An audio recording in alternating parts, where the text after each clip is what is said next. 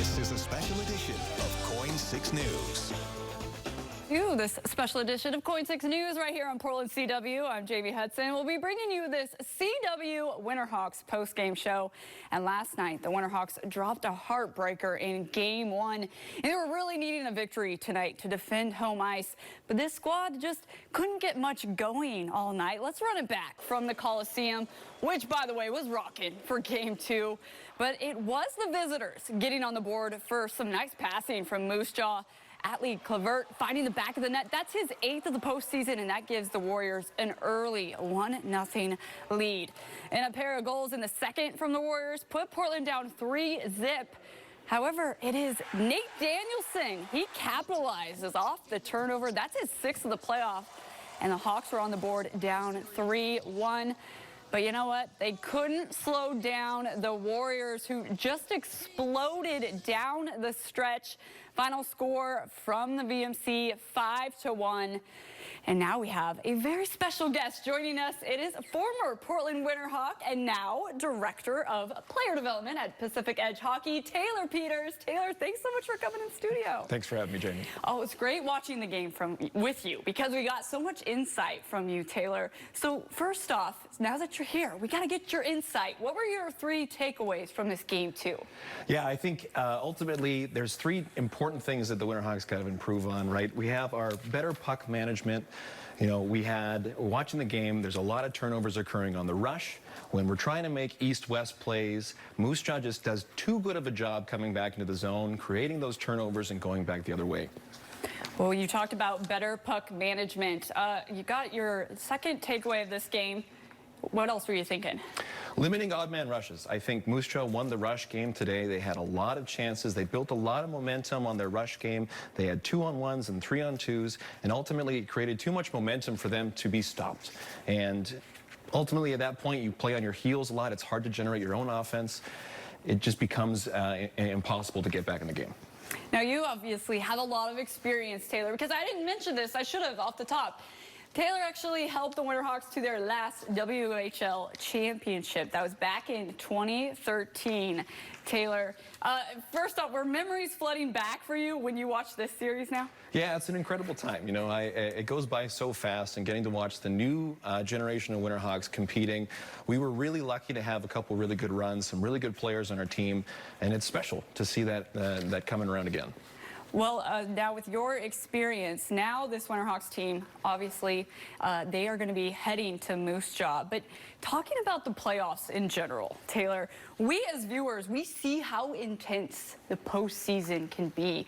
What is that switch like going from the regular season to then playing in the postseason? Absolutely. It's a completely different animal, right? Physicality becomes a factor. It becomes more of a marathon mentality. It's how many of those little things can I do right? And all those hits add up.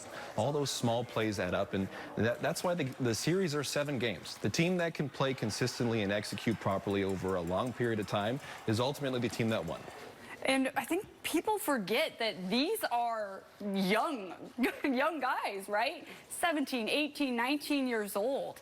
So what's it like having that pressure on you as a young player? Absolutely. You grow up early, right? You go, you leave home at 16, 17 years old as a child. You come back a man. You have to be on your own. You have to take responsibility for yourself as an athlete.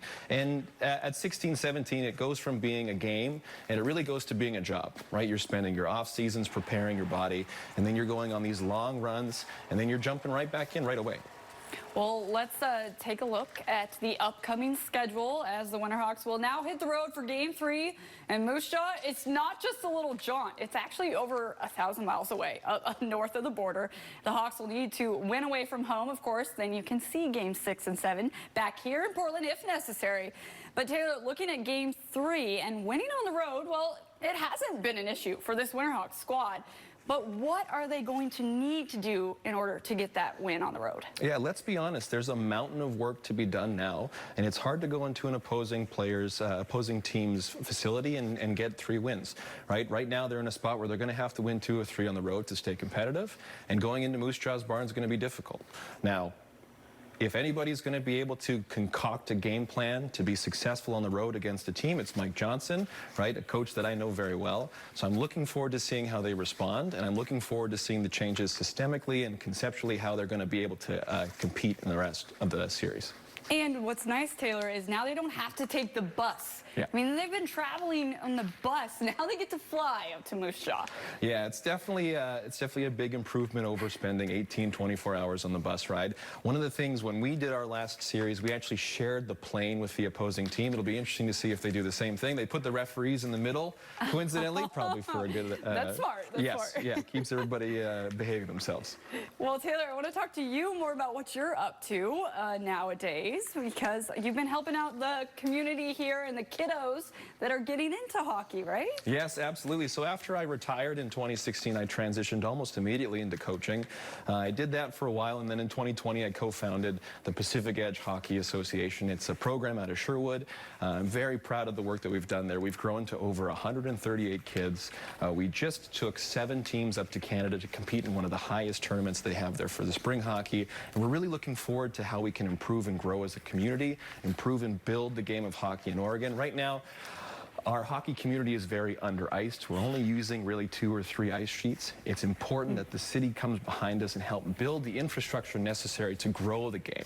And we're happy to be a part of that. Yes, well, we are excited about that for you, Taylor. And for even more information, people can head to pacificedgehockey.com. Taylor, thank you so much for joining us today and giving us all your insight. We appreciate it. Yeah, thank you guys so much for having me. Yes, thank you. And hey, we are going to be back with more of this post-game show right here on the CW after this break.